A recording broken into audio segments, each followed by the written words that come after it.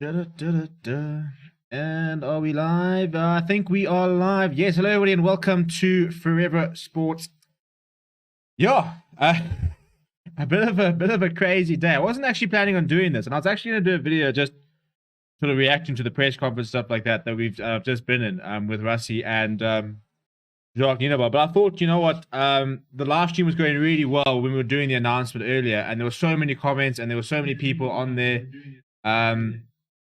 I thought, you know what, maybe let me just go live, and if there's anybody hanging around, we can chat and stuff like about it, and I can still talk about what's going on in terms of the press conference and stuff like that. So yeah, the main thing is the Springbok squad has been announced, and a bit of a strange, well, I wouldn't say a strange squad, but a couple of interesting selections from Rassie Erasmus, Jacques Nienaber, and they address quite a lot in their press conference right now. So we're going to kind of get stuck in there. Talk about players who maybe a bit unlucky to miss out. They mentioned a couple of players who were quite close. They mentioned some of the thinking behind some of the players and what's going on. Some worrying news about VERMEULEN. Some positive news, hopefully, about the likes of Alton Yankees and Lood de Jager, as well as positive news about Marcel Coetzee and Lizo Gqoboka potentially joining the squad at a later stage. But yeah, so we'll just start, I suppose, by going through the squad itself before we sort of get to that. Which is always a good starting point. So we start with the forwards. And there's a couple of interesting picks when it comes to the forwards. And I think that the big one for me are the props. When you think that in a squad of 46, they've only picked two loose heads. Well, two sort of out and out loose heads. Two specialist loose heads. That's the word I'm looking for. Specialist loose heads. So if we go through the entire squad, we've got Lood de Jager, Dan du Preez, Jean-Luc du Preez. So we've got the two du Preez brothers back. Lood de Jager, we know, was going to be part of the squad. He is currently dealing with a bit of an injury.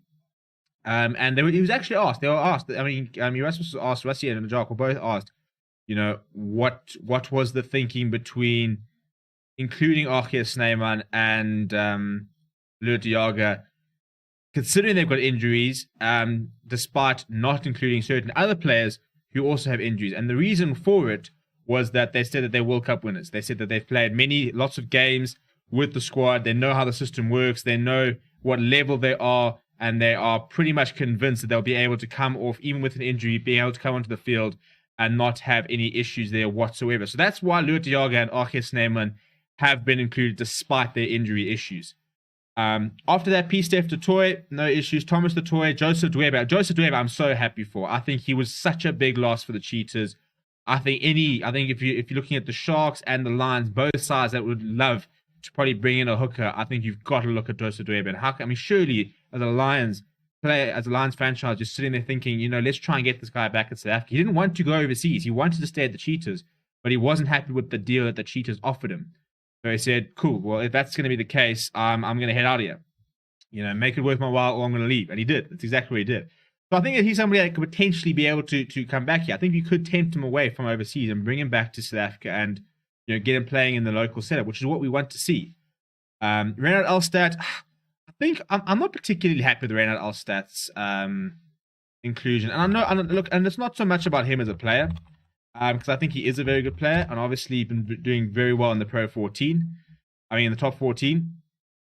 But it's just I think that, you know, he's not within the sort of top 4, 5 back rowers anyway. You know, I don't think, unless you have quite a few injuries, we're not going to see him feature too many times. In which case, I think that's an opportunity where we could have had an Ulrich Lowe, a Vincent Tuka. I think that there were other players who would have benefited from this experience that wouldn't have made the squad weaker, you know. So it's not really a gripe with Reynard Elstad, but he's 31 years old, and I hate also being the whole sort of all the ages things. I'm not saying he's old, but I'm saying given the fact that he's not knocking the door down, you know, I think Jasper Wiese seems to be in a sort of position where he's not knocking the door down. The two du Preez brothers are knocking the door down. Reynard Elstad for me is kind of sort of on the fringes, and if he's going to be a bit of a fringe pick, why not go with a younger fringe pick? Why not go with a Vincent Tuka, Ulrich Lowe? Those are players that will be there for a long time. Elstad's not going to be there beyond the next World Cup. I'm not even sure if he'll be there at the next World Cup. So that's sort of my frustration with that pick itself. I think if I had seen an Ulrich Lowe or a Vincent Tuka in that position, I would have been so happy. Even Etzebeth. And then the interesting one was Nicholas Janssen van Rensburg. And Erasmus addressed it because obviously not a lot of people have seen Nicholas Janssen van Rensburg because he left South Africa when he was quite young. And he's now playing for Montpellier with half the Springbok side, really. But he's a very, very good player. And he's 27 years old. He stands at 2 meters high, 115 kg. He's a very big player. But Rusty Russ was pretty much saying that it was his line-out issues that are the thing. He said at the moment we've got Franco Mostert, who's the line-out specialist.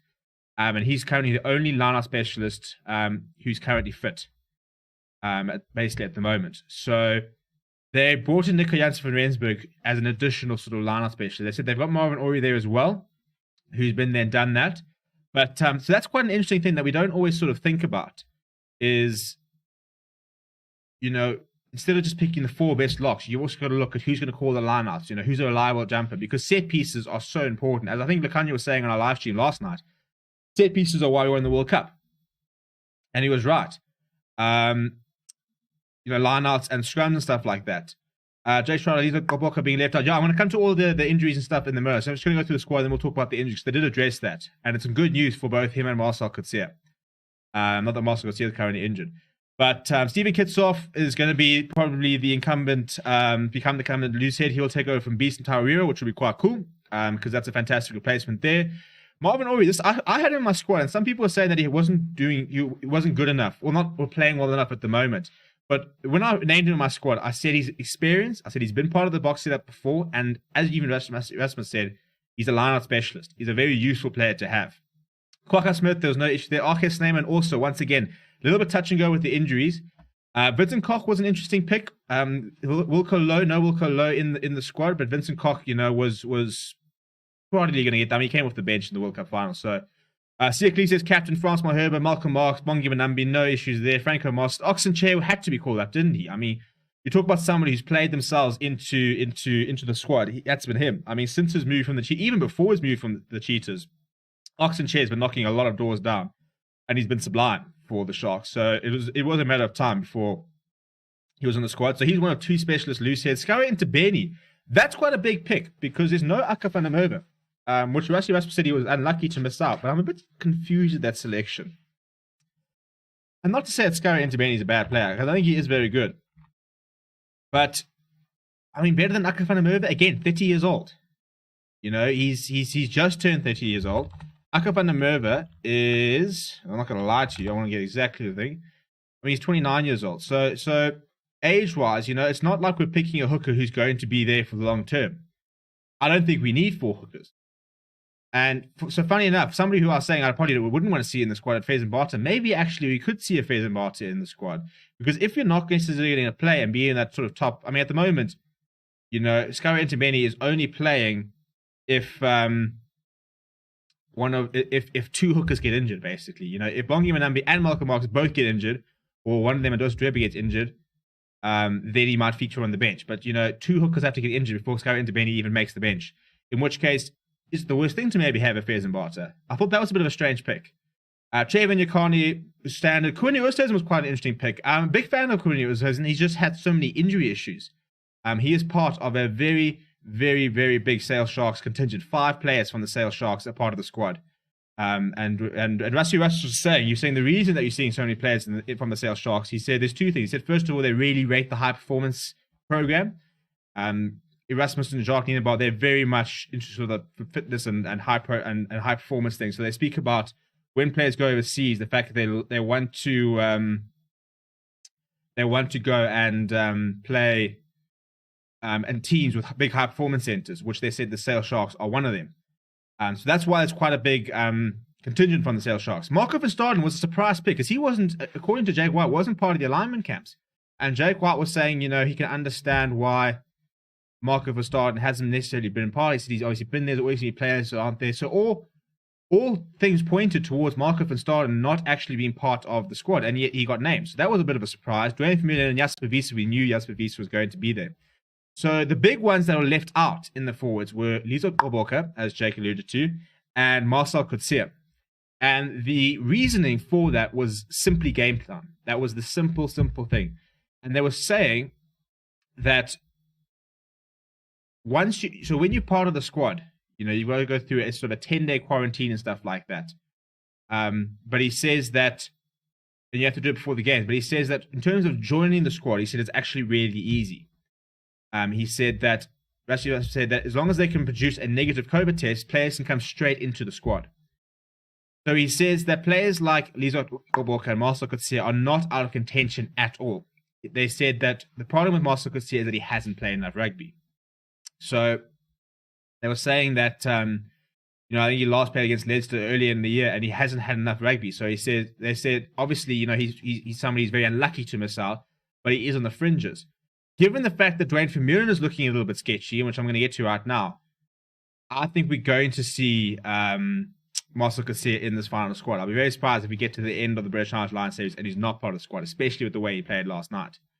Lizo Gqoboka is currently injured. That's why he wasn't playing for the Bulls last night, which has been confirmed. So they said the same thing. He's currently injured. So if he can get fit and I think he is probably, he will be. If a single prop gets injured, it doesn't matter if it's a tight head, loose head, or somebody who can play on both sides. I think if a single prop gets injured, Lizo Gqoboka comes straight into that squad.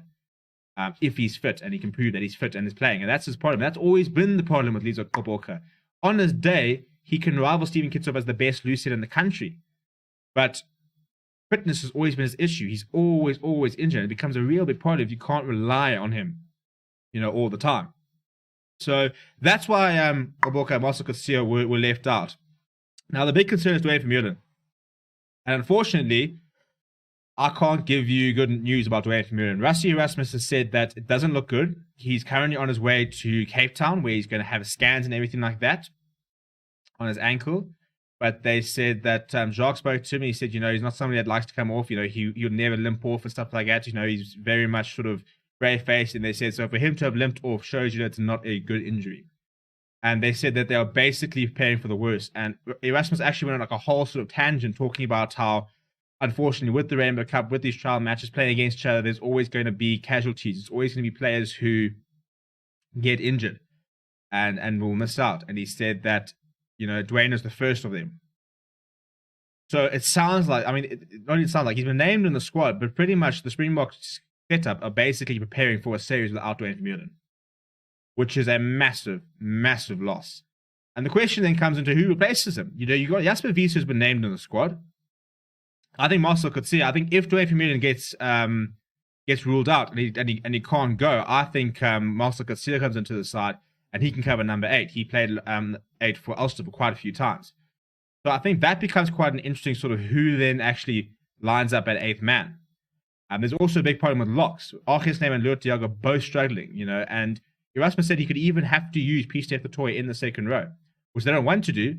But given the fact that there are quite a few back rowers and quite a lot of depth in the back row, that could then genuinely be a possibility. Before we get to the backs, let's get to some comments. Tian van den Berg, I know litigation is an issue, but I still feel for Cornwall Hendricks missing out. And then as Frank van der Merwe said, I feel Andre Esterhuizen was desperately unlucky. It's quite interesting because I thought it was going to be one or the other, and they didn't go with either of them. And they've named Frans Steyn as a centre. So, your inside centres are Damien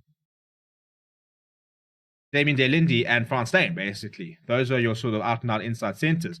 But Rassie Erasmus was also saying in his press conference that it's there's a lot of players that have got quite a lot of flexibility and a lot of and are quite adept playing stable positions. So he says, a position like inside centre, he said Frans Steyn obviously plays there, but he also said something like Pollard can play inside centre.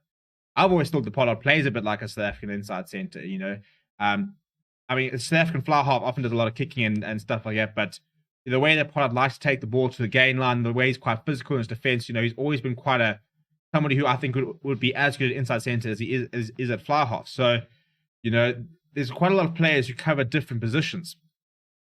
So I think that was also quite an interesting pick, not having a third inside centre. Frans Steyn for me is a utility back. He's going to be he'll be young. He'll play 23 where he can cover full back, centre, fly half, whatever he needs to do. I also think Johan Goosen had a shout in the squad. I think he's been really good for Montpellier. Young Turfentaine's another one which people are saying have missed out. So there's a lot of names who have missed out. So that's what's made the squad quite interesting, is the amount of names who actually have not made the squad. And some big names as well. Tian van den Berg saying, thought Ruan Nakir would have a chance at lock, guess not. Yeah, they didn't mention Ruan Nakir. They did actually mention Salman Murat, saying that he was on the fringes.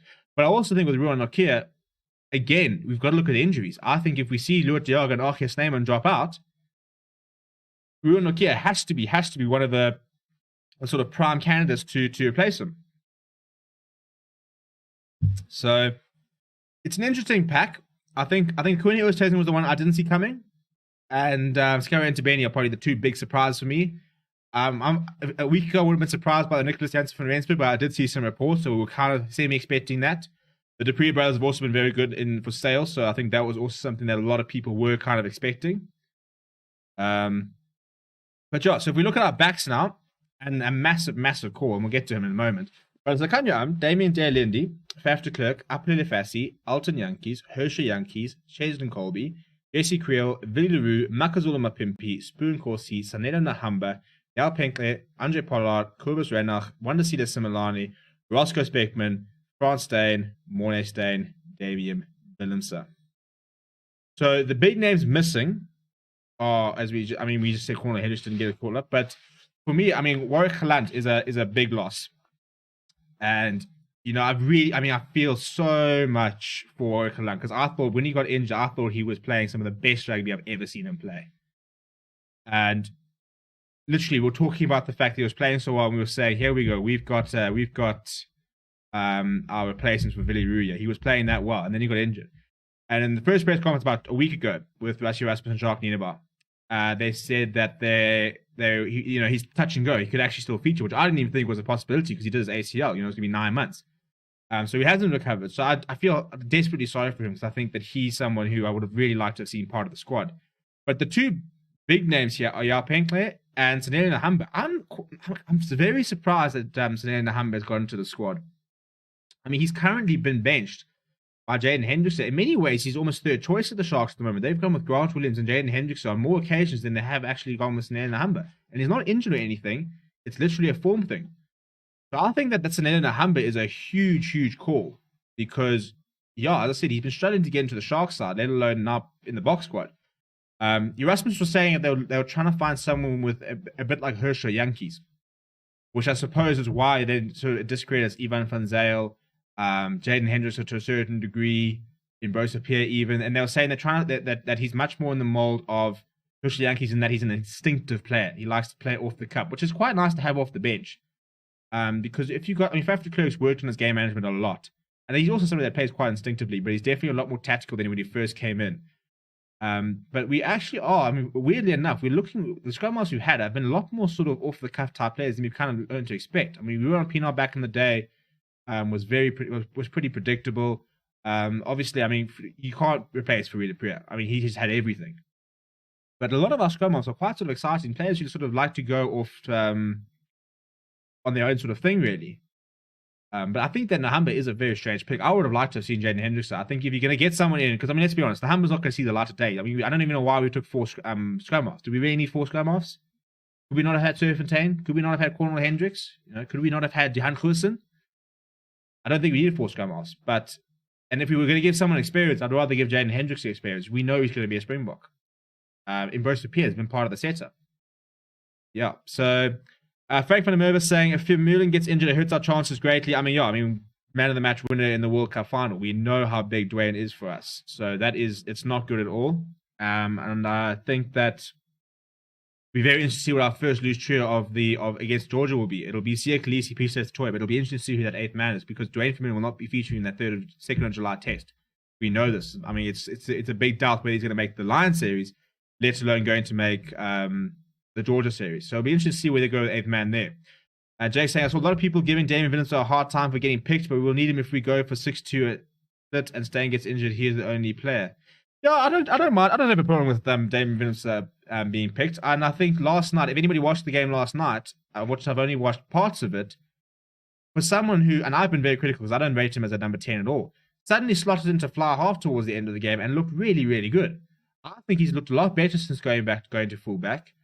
But I think that if you own the only other utility back I can think of, Damien Willemse, who can cover fullback, fly half, I also think he could probably cover inside centre if he had to, is Johan Goosen. So that would have been the only other option. I think in a year's time, I think when Johan Goosen arrives and goes to the Bulls, I think he probably will become a Springbok quite quickly because I think Jake White's going to sort him out. But that's the thing, as Jake said, we know the Springboks want to go for a 6-2 split. So Damian Willemse makes a lot of sense. He's a utility back. He's also, I mean, he's part of the World Cup squad. He's been there. He's part of the setup. I don't think it was that big of a surprise that he wasn't going to be there. Obviously, Apalele Fassi being there is the big exciting pick. And that's what Tiaan van der Berg said. He said, super excited for Fassi, man deserves it. Exactly. So the bottom of the line is that you just know that every single one of these picks was done with a lot of discussion, a lot of thinking behind them. It wasn't just random. You know, we know that these guys have gone through this squad with their fine comb and combed everything out. Frank saying, agree, Jake. Fassi deserves it. Yeah, 100%. I don't see a like-for-like replacement of Dwayne Vermeulen. This is out. I mean, you can't really. I mean, Jean Augustus, for me, is a bit of a sort of a Dwayne in terms of just the sheer size he's got. But I mean, you're trying to find someone who's a big ball carrier, good in defense, very good at the breakdown, and very safe under the high ball. That's quite a lot to ask out of a player. I mean, Jasper Wiese has been knocking the doors down. That's what Rassie Erasmus said. So that's why I'm saying I'll be interested to see who starts as 8th man in the Georgia test. Because I think that that's going to be a bit of a sort of a look in. I think Marcel Coetzee could be that player if he joins the squad. I think with Dwayne Vermeulen out, my guess is that next week the Bulls are going to play with Van Staden, Alwick Lowe, and Marcel Coetzee. They're all going to start. And I think you're going to see Marcel Coetzee at 8th man. So, and are SA Rugby saying there, listen, Marcel Coetzee needs to play 8th man, because SA Rugby had been doing that. They kind of orchestrated this move for Roscoe Speckman. So I think that could be an interesting sort of move. And I think what we see in the Bulls next week, we could very well see at the Box. That makes the most sense for me, to give Marcel Coetzee a run out at 8th man for the Bulls, ahead of Nizam Carr, and that could potentially be a Dwayne Vermeulen replacement. Tiaan van den Berg saying, Swiel at 10 and Willemse at 15 was fantastic combo versus the Bulls. Yeah, Willemse looked really good. Tim Swiel was also playing some nice rugby last night. I still need to watch the entire game from beginning to end, so we can sort out our team of the week and stuff like that. But yeah, Peter Zele said, me too with Marcel not selected. I think we will see him in the squad. Any chance for second, third choice players to impress during the Georgia series and getting moved up the pecking order?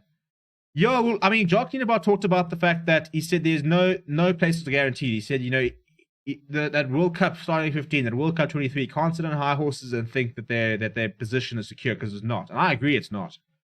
And I think there are a lot of players who are quite aware that their place is under threat. It's also difficult because these players are playing in different leagues. So, for example, I think Bongi Mbonambi's been a little bit subdued recently. And I'm a massive Bongi fan.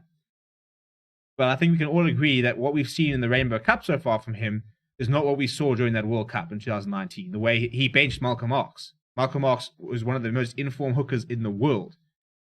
And in a tournament, Bongi Mbonambi managed to bench him. And yet, I haven't seen Bongi Mbonambi being the standout number 2 in the competition, you know, let alone in the box squad. But Malcolm Marx has been playing in Japan. So, do we know that Bongi Mbonambi is the first choice, for example? I mean, but that's a small, easy change to make. You know, whoever starts will be on the bench. I mean, we know it's going to be those two. If Galant was healthy, is he a better utility back than Willemse? Problem with Galant is he only kind of covers wing and full back. Doesn't really slot in the centers or at fly half. I think that's the biggest problem, because you need a fly half cover. You need somebody that can slot in at inside center and fly half. So, I mean, Frans Steyn, full back, inside center, fly half. That's sorted. Whereas, you know, if you're playing Warwick Galant and Andre Pollard gets injured, who are you putting at fly half? Are you going to back Galant at fly half? I've never ever seen Galant at fly half. So that's why I think you're going Damian Willemse. Same as Apalele Fassi. You know, he covers full back and wing. That's really it, really. So that's, I think as I said, I think the only person apart from Damian Willemse that could have been in the squad is Johan Goosen. That's the only one I can think of off the top of my head. Grant Swart say, I agree, Marcel Coetzee is the closest to Dwayne. Frank van der Merwe say, Marcel should have been ahead of Alstad. Alstad is only in the squad because he can cover lock as well. Yeah, I think it's definitely a part of it, because I think we are seeing, look, we don't know what the fitness situation is going to be. For all we know, in 2 weeks' time, Archie Sneem and Loet Diago are going to be ruled out, and they're going to replace them with like Marcel Coetzee and maybe another lock, or maybe they could even replace them with 2 loose forwards and move Peter to Toy to lock, which was mentioned. Guido saying, shocked by Scarra. Yeah, I also spoke about it earlier. I didn't see him being in there. I'm not sure I'm particularly happy that he's there. He was very good. Which game? I think it was the Bulls game. I thought it was the Sharks game, I think, in Cape Town, where he did impress me a lot. But more than Akapanamova, not sure. Mal Herbert's been getting abused in the scrum lately. Yeah, that Stormer scrum is actually... Maybe that's why I love Bungie into it. That Stormer scrum, for all they've got that Springbok front row, I don't know if it comes down to locks as well. But they haven't been as impressive as I thought they would be. We kind of expect that scrum. I mean, this is a scrum that dominated England. You know, all three of those players were on the field during the World Cup final, and they dominated England. So we were expecting that front row to absolutely annihilate the rest of the Amber Cup, but it hasn't really so far. Since the news of Bongi might be headed to the Sharks, his form has dropped. Yeah, that's a good point. It's actually true, actually. Maybe, and I think that probably does play a part. If you don't know where your future is, you know, where's your mental and spot like that. Whereas when you're at a new union, that motivation ticks. Also, sometimes the new scenery, new change helps. I think Siak Lee's looked a lot better since going to the Sharks. He's been getting better every game he's played. I also feel Kardasari would have been far better selection at tight head over Cooney Oosthuizen. The problem with Kardasari is he only plays as tight head. So I think that they've gone with Cooney Oosthuizen because they've gone with two players that can play at loose head as well. So I think we could see Cooney at... you've got Cooney and Thomas Toy. Both those can play at loose head as well. So I think that's probably part of the thinking. I think Johan Kobel has a chance for the SAA team in case of injury. I've been super impressed with him. Yeah, he's somebody I said... that I put him in my SAA team. I did an SAA team, and I think he was somebody I mentioned. Somebody a bit out of nowhere, really. But he has been very good. And this is where I think we're really, really going to miss the SA Invitational game. I love the SA Invitational game because that is a game with uncapped players and a new coach, you know, a different coach. So they would go and say, right, John Dobson or, you know, Johan Ackerman or, you know, Ivan van Rooyen or Sean Everett or whatever. Come here. You know, we're going to give you the attack coach from the Lions. We're going to give you Joey Mangala. That's very personal. He would be perfect for like the SA Invitational. Now go and find 30 uncapped players. Pull them together for a squad. Let's see what they can do. And you would have Krobela. You'd have Chituka, Ulrich Lowe. You know, you could have Kern Bosch as cap technically. But I mean, I think there's a bit of leeway with it. So you could have players like that. Madosh Tamwe could be playing. You know, you could have Ruan Nokia and like Sam Murat. And basically, the entire point of an SA Invitational side is these are players who will go on to become Springboks. This could be a future Springbok side. And look, they never perform particularly well because it's a bit of a thrown together side, but it's always so cool to see that sort of the next generation. So I think that's something we're going to miss in this tour. And I can understand why it hasn't happened because of COVID and because it's so difficult with all the different quarantining and all these teams having to go into quarantine 10 days before their game against the Lions. So it's difficult for like the Bulls to go into quarantine and then suddenly go into quarantine for SAA, and it's all, I mean, the logistics wouldn't have worked. So you can understand why they replaced that SA Invitational with the Lions game. But we definitely are losing out on it. Corner Fail saying, I think squad depth could be the question from the squad. Well, it'll be interesting to see what happens in the final sort of 36-man squad, because that's what Rassi Rasmus said. He said once the SAA game is done, that 46-man squad gets trimmed by 10. So, who are we trimming? The Humber getting trimmed. I think Penkler is going to get trimmed in the backs. I think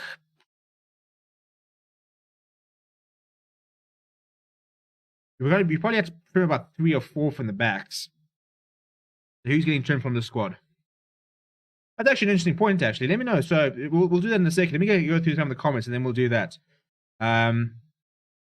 Humber's fallen out of favor in the last 2 months, including him makes no sense at all. Yeah, I agree. As I said, he's pretty much third choice for the Sharks at the moment. If Ludo Orkes drops out, then surely Vincent Tuka should come in. Problem with Vincent Tuka hasn't really played at... I suppose, yeah, so if we're moving Alstad and putting him into number 7, I think we're going to see Marcel here first. My thinking is if Dwayne drops out, Marcel Coetzee comes in. If, as Grant's saying there, if Ludo or Orkes Neyman drop out, you could move Alstad as a lock primarily, and then bring in a Vincent Tuka or an Ulrich Lowe. I'd like to see Vincent Tuka. I think he's been doing it for quite a long time. Penkler over Tamwe is a bit surprising to me. I think Edward van der Merwe, I think they kind of left it too late. I think that they've been brilliant for the last sort of 3-4 weeks. Decent during the Currie Cup and Super Rugby Unlocked, not necessarily like knocking the door down. And let's be honest, this squad's been decided March. I reckon after Currie Cup, February, March, they sat down and said, here's our squad, and then maybe they've sort of looked at it a little bit different. I don't think it's been that. I don't think, you know, Roscoe Speckman suddenly sidestepped somebody in the invitational game and they went, oh, there we go. No, he's part of the alignment camps. We've seen the alignment camp. So it's been pretty settled for a while. If you look at the Lions squad compared to the Box squad, the Lions squad as players that could do two different roles, like being able to play tight head and loose head. Yeah, I mean, there's a couple of players in the Springbok squad at the moment that can sort of do a bit that. That's why we've seen quite versatile props. We're seeing people like Elstad who can play lock, Heathcliff Tory can move to lock. You know, I think they're talking about players that, I mean, yeah, I said Moscow would be brilliant because he can play 6, 8, probably can play 7 as well. You know, he can kind of cover all three. Tumbue's not going under the high ball, so I will not put him there over Penkler. I think Tumbue will get there. I think it's a bit soon. And it's a weird thing in SA, because when our wings start, they are often... South African wings often burst into the scene as brilliant finishers. We've seen it with Tumbue, we've seen it with Evo van der Merwe. But how often do we see these wings burst onto the scene, and then sometimes, you know, we start realizing, oh, he's not going under the high ball, oh, he can't really defend. And it takes a while for them to add to the game. Michael Zulu-Mapimpi was the same. He came onto the scene, and his finishing was sublime. But it took him a while to add being good under the high ball. It took him a while to add that sort of defensive aspect. And now he's sort of the complete wing. Speckman getting trimmed. Depends who plays well to get 36-man squad. Marcel for Ulster had a bad with injury. Yeah, Marcel is always injured. It is his biggest problem. But yeah, let's talk about that. So we have to trim. So we've got the squads up there. We have to trim 10 players potentially from the SAA team. And as Guido says, it depends on who plays well. But I think that... I think they've pretty much got a general idea of who's going to play in that SAA game and then fall away. So if we have to trim 10 players out of the squad, I'm going to start with Sanela Nahamba. I'm starting with Jaap Penkler.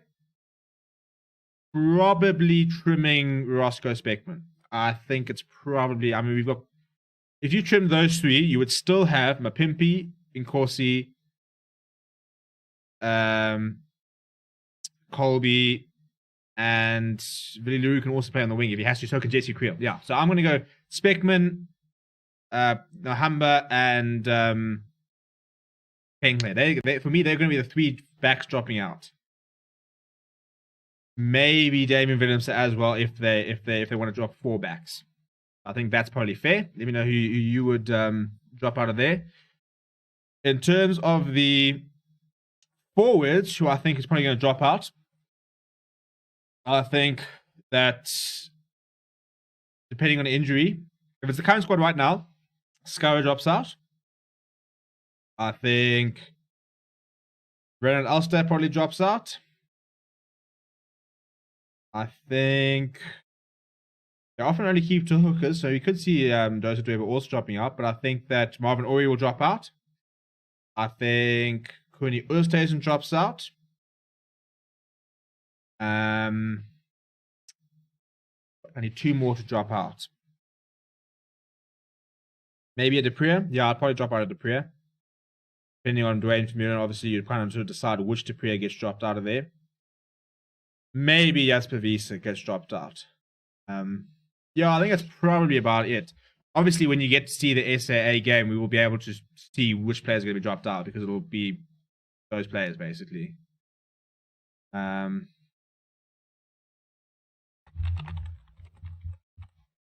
Yeah, let me know who you think is going to drop out. It'll be interesting to actually see that SAA. We will do a video on our SAA team based on the squad. We'll probably keep it for a little bit closer to the time so we can see who's going to play in the Georgia series and we can kind of understand which players are shaping up for that AA team. Agreed saying spec matches are like for Colby. Yeah, it's X factor at the end of the day. Colby's defense I think is probably better. Well, I mean he's a better player, but yeah, I mean, and that's the nice thing with somebody like Roscoe Speckman. It's nice to have X factor, somebody who can create something out of nothing. And Speckman's got it. You know, Colby's got it. I think Warwick Halan's somebody who's got it. Jake Schroeder saying Asanata and Klava Kanyok would be great for the SA invitation. Yeah, you know, those sort of players. You know, or a Carly Sardi and a Stisa Tole or a yeah, I'm trying to think of the other sort of props. Yeah, I mean, I think it'll probably be Carly Sardi and Stisa Tole. You know, they're the only props in the country who are starting. You haven't really got Springbok experience. If you look at the North versus South game, a lot of these players were involved. That's where the Nahamba selection came from. Yeah, they spoke about they got to see him during the North versus South, and that a bit of a trial match. I think we should keep that as a regular thing, by the way. Especially if we can get those overseas players involved. But I think it's quite a cool idea to have a bit of a Springbok trial game and get all these players in, chuck them in a shirt, go out and play against each other, see what you can do. Colby has been in some areas. Yeah, players playing for the SAS squad will be under too much pressure. I think, you know what, at the end of the day, when you get named in that SAA team, it's going to be one to... Oh, Similani, I think that's going to be... He's going to drop out. I think Similani will drop out. I think Jesse Creel, yeah, that'll be somebody else who drops out. So stoked that Similani is part of that squad, by the way. Such a big fan of him and was really hoping he was going to get the opportunity. So really keen that he did.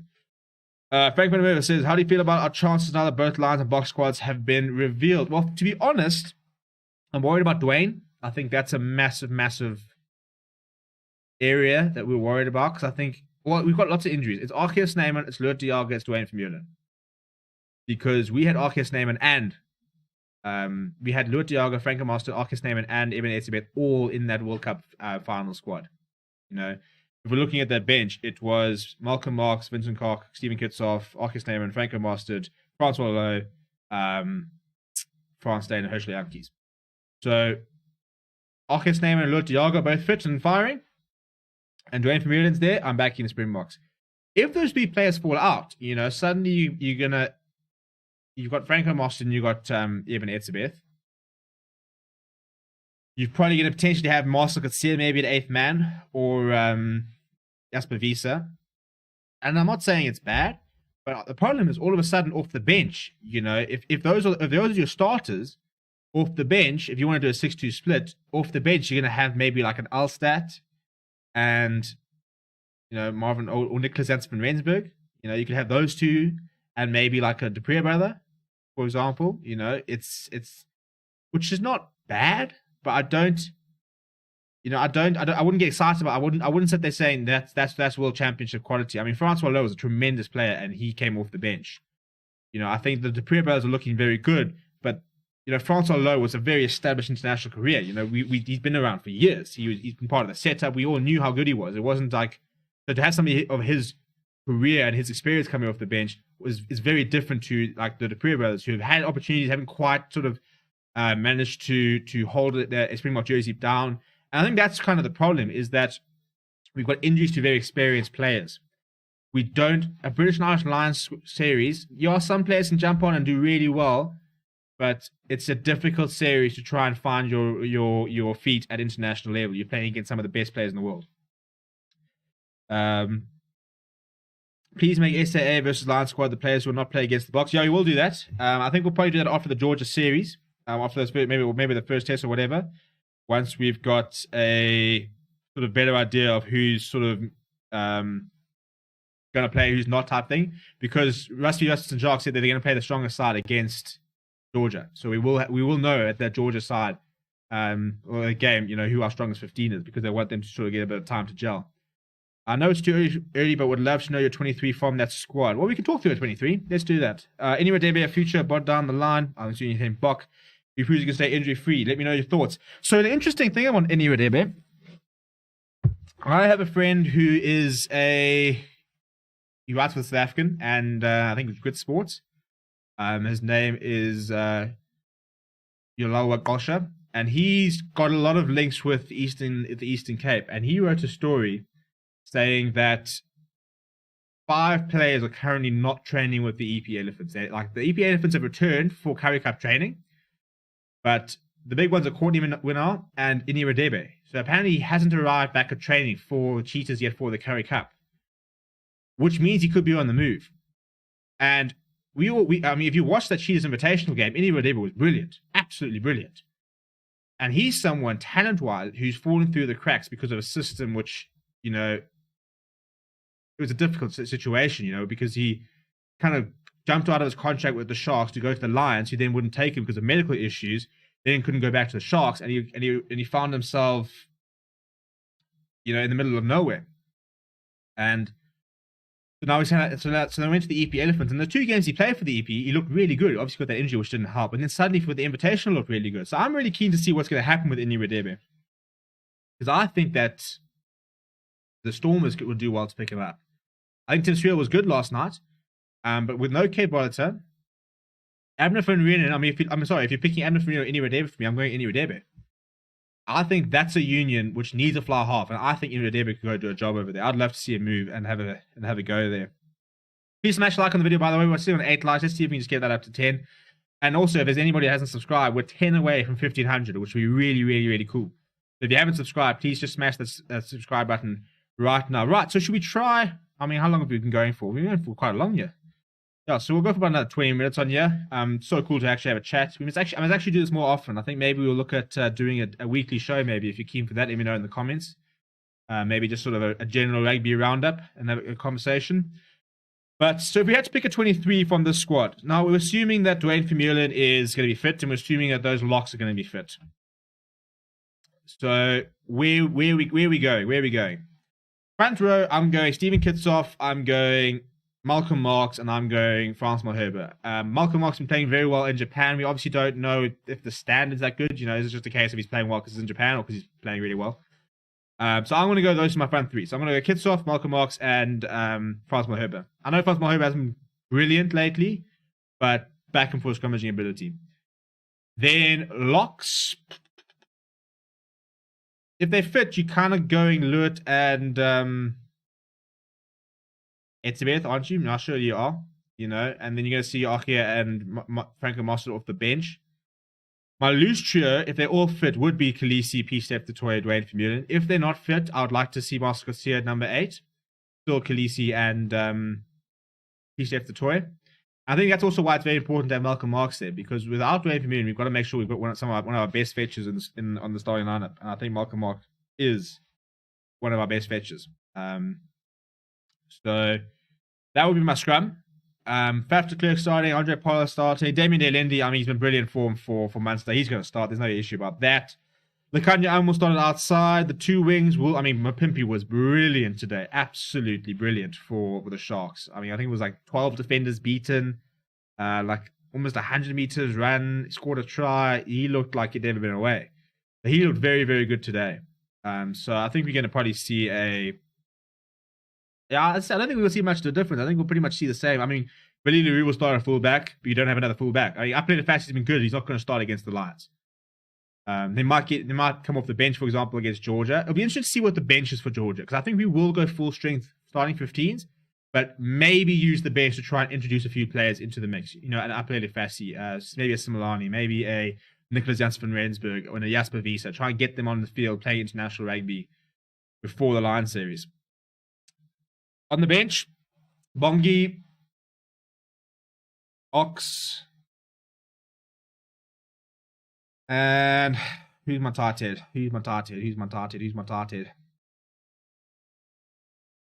Yeah, Vincent Koch. I'll go Vincent Koch. I've never been a massive Thomas du Toit fan. I think, unfortunately, as much as being a utility prop, I think it's him becoming that utility prop that's kind of stuffed up his career. So I'm going to go Vincent Koch there. I've said Achia and Franco. We're going to go with the 6-2 split because that's what we think it'll be. So the question is, who replaces Flo? I probably think a Dupree brother will replace him. I like to see Kwagga Smith more, to be honest. Kwagga Smith, we all remember watching that Barbarians game against the All Blacks when he was man of the match. So I'd like to see him more. He could be a very interesting player off the bench. I mean, he's not quite as physical as Francois Lowe, but similar in terms of his ability over the ball. That's actually not a bad shot. I'd actually like to see Kwagga Smith off the bench. And then it'll be Herschel and Frans Steyn.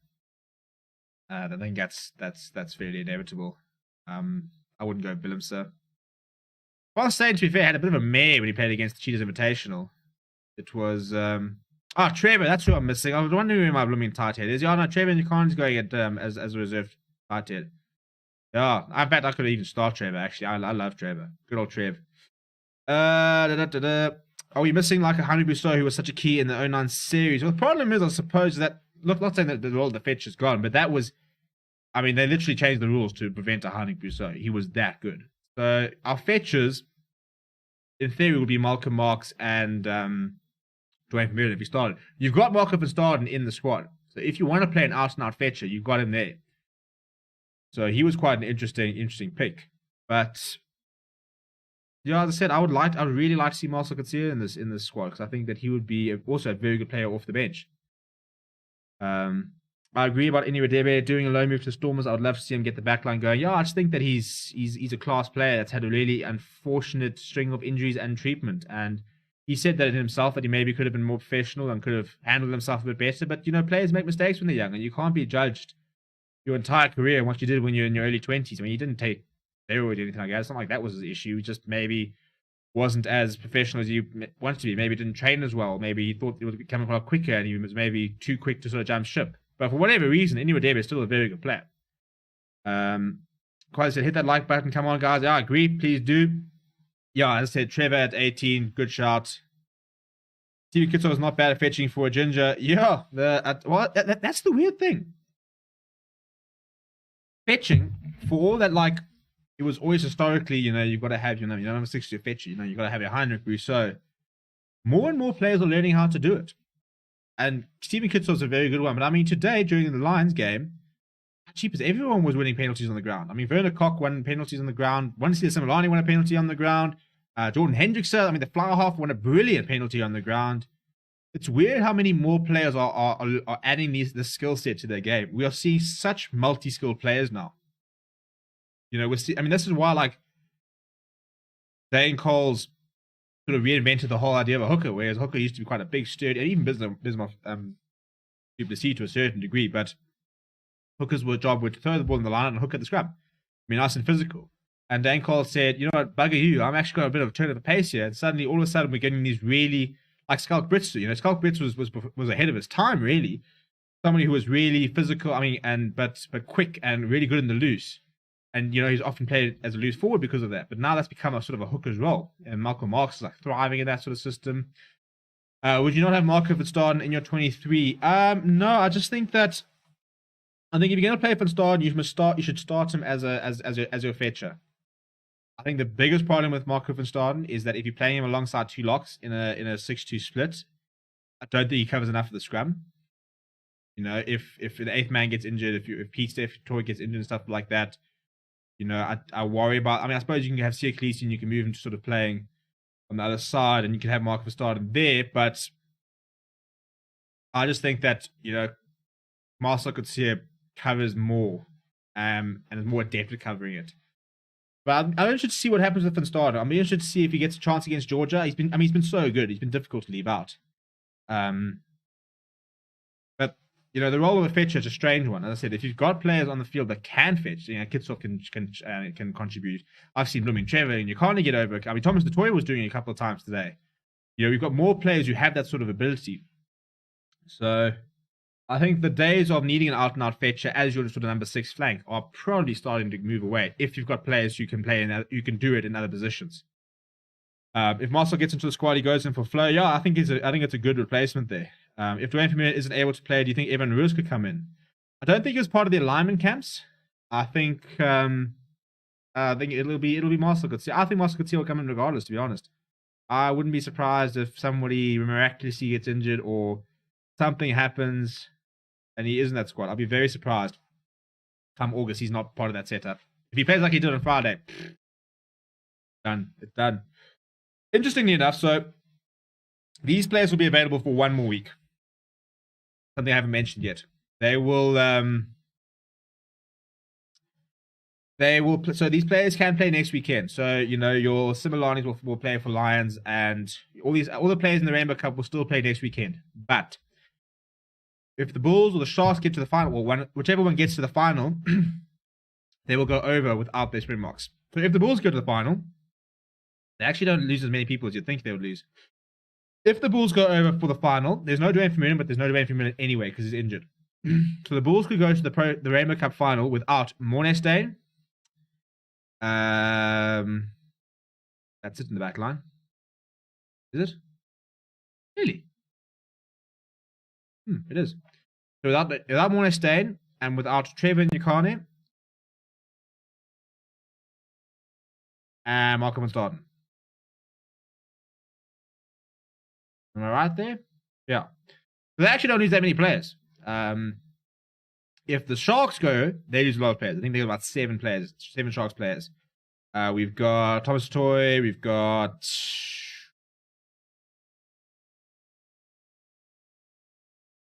Thea Khaleesi, Oxenshare, Kanya Bassi, Pimpy, Spoo, Penclair, Nahamba, 9 already. Yeah, so the Sharks go to the final, they're buggered. I mean, they'll lose 9 players if they go to that Rainbow Cup final. So, Bulls are far more ready to cope. I mean, it's quite interesting if you look at the different unions and all the unions that are represented. So we've got 9 Bulls players. I mean, we've got 9 Sharks players. Did I say 4 Bulls players? Hey, I think it was Dwayne. It's just Mornay in the back line. Marco, Trevor. Yeah, that's it. Lions players, it's Alton Yankees and Wandisita Similani. Stormers players, it is Pete, Skitsov, Ori, Bongi, Gara. The back line, Herschel. That's 5, eh? Herschel. Herschel. I mean, Ross Spade was a cheaters player. Count. Then Vincent. So yeah, so the Stormers got 7 players. So it's Sharks dominated. Then the Stormers, then the Bulls, and then the Lions, and then a huge overseas contingent. I mean, interesting, 5 players from Sale Sharks, which is quite interesting. We need a fetcher, and with Vermeulen out, Marcel needs to start. Yeah, I think he will. Frank Manova, so glad to see, but Pimpy still has that magic touch. He really is world class. Oh, he looked like a different level today. It was horrible as a Lions fan, but oh, he looked good. Whew. I mean, that try he scored, I mean, he's poor defending, but something out of nothing. No, he was very good today. Well, Herbert also. Oh yeah, from Herbert, then up. Good shot.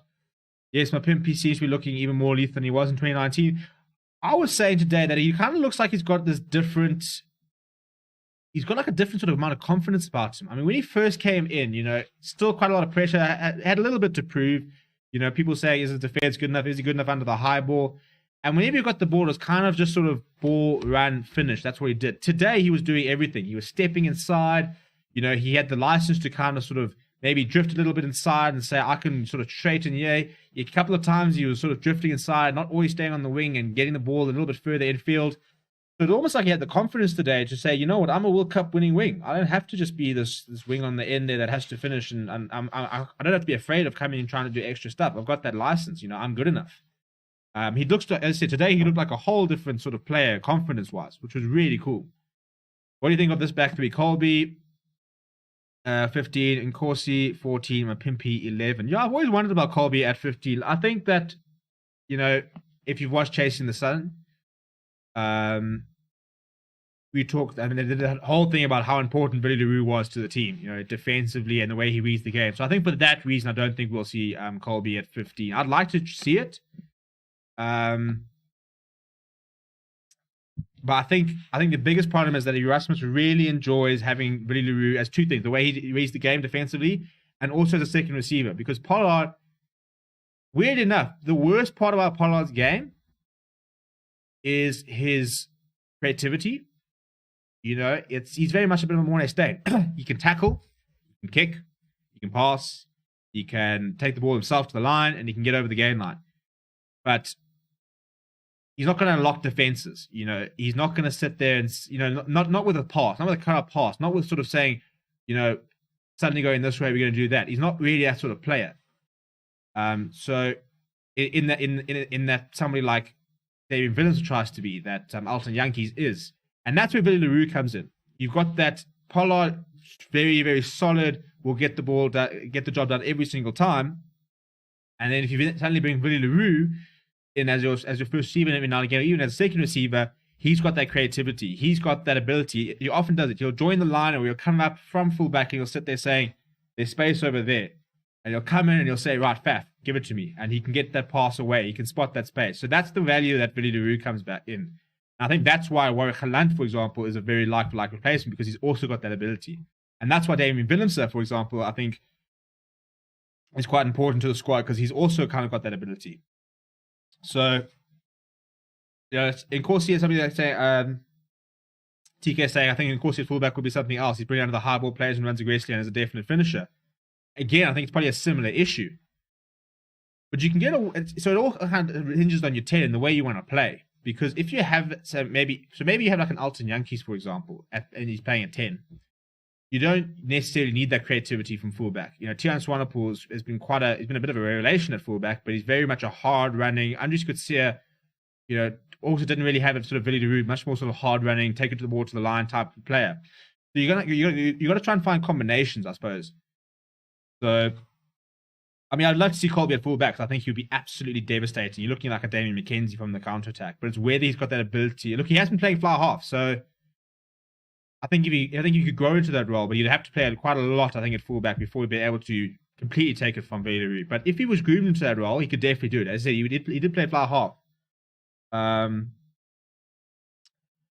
Jack saying, will you be focusing on the Springboks under 20 this summer also because they look dangerous? Yeah, definitely. I think, I love watching the under 20s. I'm so upset that we're not going to see the under 20 championships. It's one of my favorite series to watch, sort of see this future star. That's why I'm such a big one to see the Similani fan, because I've been watching him since under 20. And literally, the first time I watched Similani, I went and thought, where's this guy from? And saw cool JP Lions. And I thought, here we go. Suddenly at the Lions, and that's why I'm such a big fan. So we'll definitely be looking at the under 20. Obviously, also got the Currie Cup, which will be quite a lot of fun. Kwasi saying, Alton Yankees does not cut it at international level. Let's be honest. I disagree. I think he can definitely do a job. I think the biggest problem is that he played when we weren't very good at the end of the day.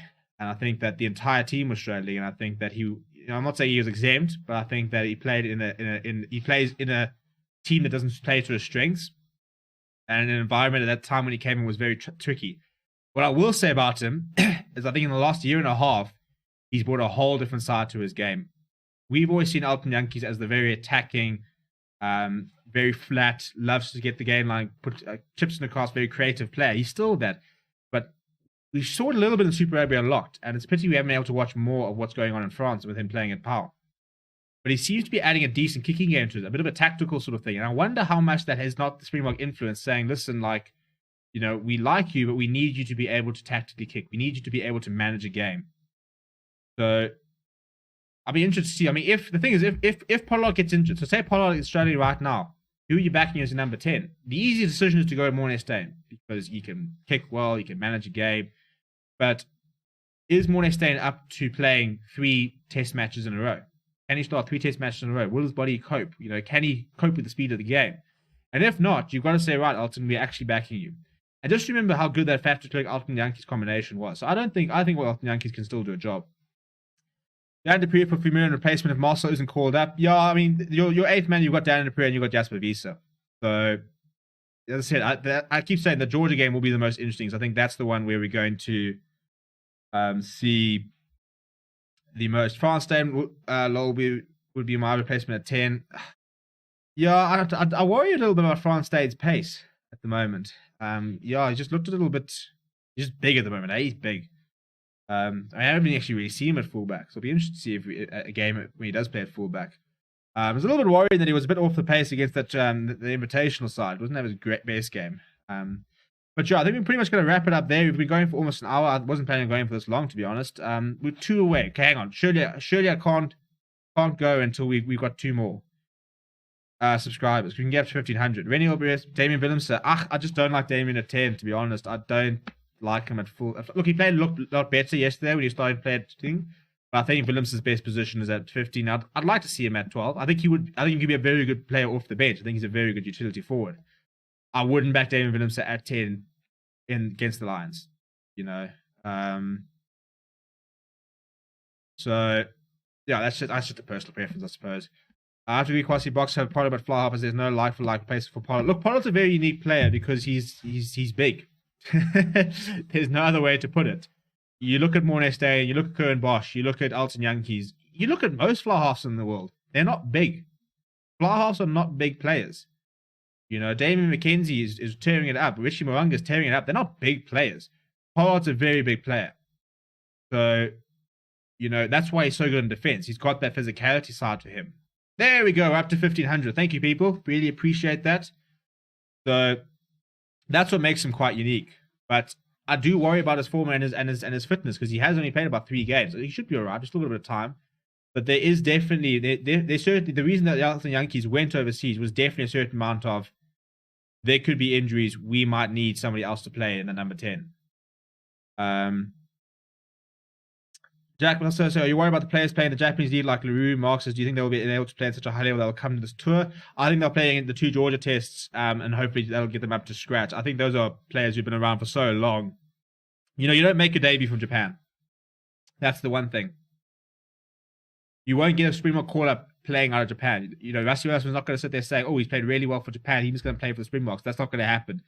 But if you've already played for the Springboks and you're part of that setup and they know that you can play at this level, they're going to know issue. I think they'll be all right. I think that they're too good not to come right. But yeah, 52 people watching at the moment. Thank you very much. Thank you for subscribing. Please smash a like. Let me know if I should be doing, let me know right now. There's a question. Should we, do you think we should be doing a weekly live show like this and have this sort of conversation? If we do, maybe a Sunday night show. Let me know in the comments what you think would be a good idea for a live show, maybe once a week, maybe twice a week, maybe 3 times a week. You never know. I'm always looking for suggestions, but it looks like people enjoy this type of conversation. I certainly do. So let me know any suggestions in terms of if you'd like to see more live shows like this, where it's just chatting and not necessarily live watch along.